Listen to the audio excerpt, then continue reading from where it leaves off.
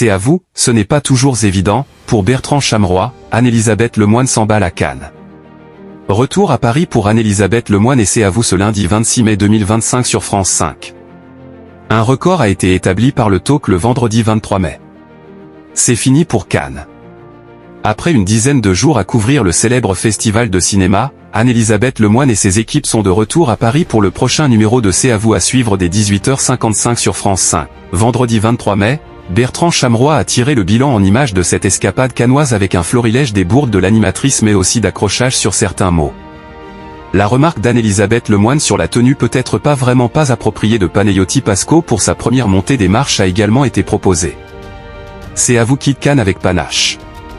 Venu présenter Banger dans lequel jouent Mister V et Vincent Cassel, l'invité avait été révélé dans le petit journal de Yann Barthès sur Canal+.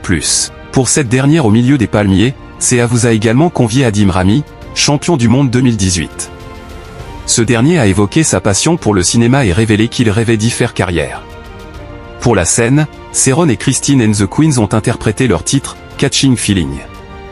Anne-Elisabeth Lemoine a attendu le dernier jour pour atteindre sa meilleure performance cannoise, version 2025, avec un final apprécié par 1,27 million d'individus et 7,6% du public âgé de 4 ans et plus. L'heure précédente a réuni une moyenne de 668 000 aficionados, correspondant à 4,2% des téléspectateurs. De 18h55 à 19h50, le talk s'est appuyé sur 988 000 aficionados, 8,2%. Bertrand Chameroy assume les ratés. Pour Télé 7 jours, Bertrand Chameroy est revenu sur ses chroniques dans la quotidienne, lui qui goûtera à une 5e saison à la rentrée. La principale difficulté, confie-t-il, est de parvenir à ne pas se répéter, ce n'est pas toujours évident.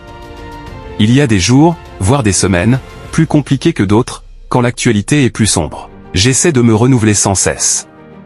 J'ai envie de continuer ce que je fais, mais sans lasser les gens qui regardent l'émission ou ceux qui sont autour de la table. L'ex-chroniqueur de Cyril Hanouna a assumé quelques ratés, ce n'est pas quelque chose qui me dérange ou qui me fait peur, bien au contraire. Le direct laisse la place au four. Je suis le premier à en rire.